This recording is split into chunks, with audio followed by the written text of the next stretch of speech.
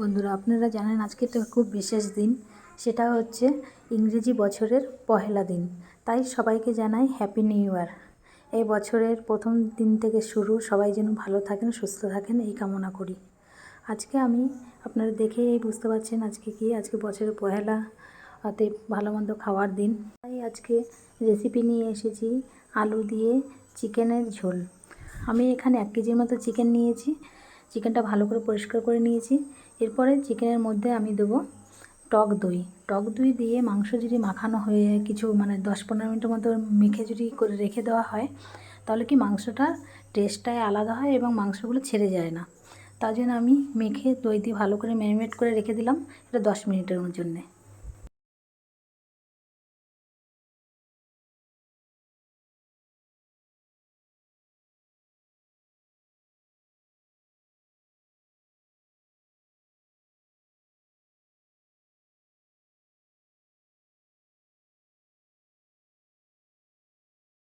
মশলাটা যতক্ষণ রেডি হচ্ছে ততক্ষণ আমি এদিকে আলুগুলো কেটে নিচ্ছি আর মশলাটা তৈরি করে নিচ্ছি। তার জন্য মশলা তৈরি করার জন্য আমি নেব এখানে 2টো পেঁয়াজ, 1টা রসুন এবং আদা। এগুলো ভালো করে আমি ছাড়িয়ে নিচ্ছি। ছাড়িয়ে মিক্সার গ্রাইন্ডারে আমি এটা পেস্ট করে নিচ্ছি।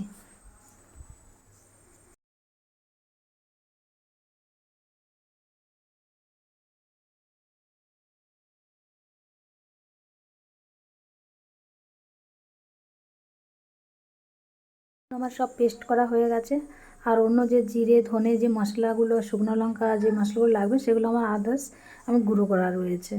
আমি এখানে কড়াইতে তেল দিয়ে দিচ্ছি। তেল দেওয়ার পর প্রথমে আলুগুলোকে লাল লাল করে ভেজে নেব।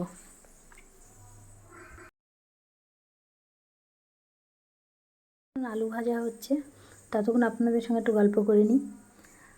এই 1 জানুয়ারির দিন কোথায় কে পিকনিক করতে যাচ্ছেন কমেন্ট করে জানাবেন। 1 জানুয়ারি 25শে ডিসেম্বর থেকেই শুরু হয়ে গেছে পিকনিকের দিন। এই ঠান্ডা আসলেই মনে হয় যে একটু কোথাও পিকনিক করতে যাই, ঘুরতে যাই। ঘোরার আনন্দটা খুব দারুণ ঠান্ডার দিনে। ঠান্ডা লাগে, তবুও আরামই লাগে ঘুরতে। দেখুন আমার এদিকে মশলাগুলো পুরো রেডি আছে, সব রেডি করে নিচ্ছি। ধনের গুঁড়ো, জিরের গুঁড়ো, লঙ্কার গুঁড়ো, হলুদ পেস্ট আর এই মশলাটা লাগবে। আপনারা যদি আমার মতো এইরকমভাবে চিকেন রান্না করেন, দেখবেন খেতে খুব অসাধারণ লাগবে। তো রেসিপিটা আপনারা স্কিপ না করে দেখে নেবেন। দেখুন আলু ভাজা হয়ে গেছে। এরপর আমি তেলের মধ্যে গোটা মশলাগুলো দিয়ে দিচ্ছি, তেজপাতাও দিচ্ছি।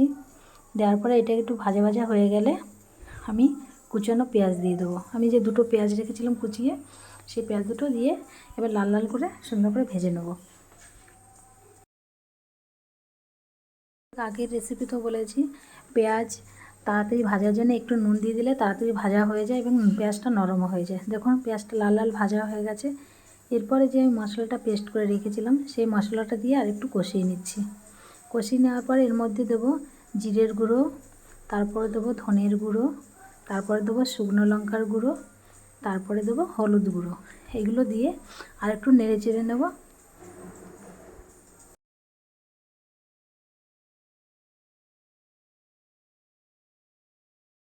বাটিতে মশলা ছিল, সেই বাটিতে একটু জলটা ধুয়ে এই জলটা দিয়ে দিচ্ছি।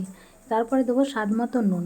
সব কিছু কষানো, মোটামুটি বেশি তো কষানো লাগবে না, একটু কষানো হয়ে গেছে। এরপরে যে চিকেনটা আমি কষিয়ে রেখেছিলাম, দেখুন রেডি হয়ে গেছে। সেই চিকেনটা আমি দিয়ে এবার ভালো করে কষাতে থাকবো। মাংস যত ভালো কষানো হবে তত তার স্বাদ বেড়ে যায়। তাই মাংসটা রেডি ভালো করে কিন্তু কষাতে হবে। আমি গরম জল করে রেখেছিলাম, তাই আমি মাংসের মধ্যে কিন্তু গরম জল দেবো। আপনারা সবাই মাংস যখন রান্না করবেন তখন কিন্তু গরম জল করে দেবেন, দেখবেন খেতে অসাধারণ লাগে এবং তাড়াতাড়ি হয়ে যায়। দেখুন আমার 1 কেজি মাংস যে কড়াইটা আমি নিয়েছিলাম, সেই কড়াইটা কিন্তু আমার 1 কেজি মাংস ধরে না। তার জন্য আমি একটা ডেকচি ছিল, সেই ডেকচিতেই মাংসটা আমি বসিয়ে দিলাম। তার মধ্যে আমি কটা কাঁচা লঙ্কা ফেলেছি, কাঁচা লঙ্কা দিলে সেন্টটা খুব ভালো আসে।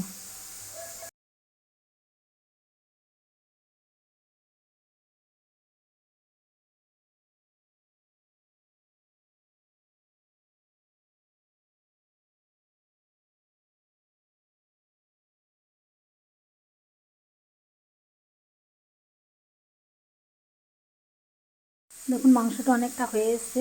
আমি আলুটা আগের থেকে ভেজে রেখেছিলাম, একটু সেদ্ধ হয়ে গেছিলো, তার জন্য আমি আলুটা এখন দিয়ে দিচ্ছি। আগে দেইনি কেন, আলুটা আগে দিলে আলুটা একদম গলে কিছুই থাকে না, একদম গলে যায়। তার জন্য আমি আলুটা পরেই দিলাম। দেখুন আমার রান্না মোটামুটি কমপ্লিট হয়ে গেছে। এরপর নামানোর আগে আমি গরম মশলা দিচ্ছি। গরম মশলা দেওয়ার পরে কিছুক্ষণ ফুটিয়ে আমি মাংসটা নামিয়ে দেবো। দেখুন কালারটাও কত সুন্দর এসছে। আপনারা এইভাবে কিন্তু একবার রান্না করে খাবেন, দেখবেন কেমন হয়েছে কমেন্ট করে জানাবেন।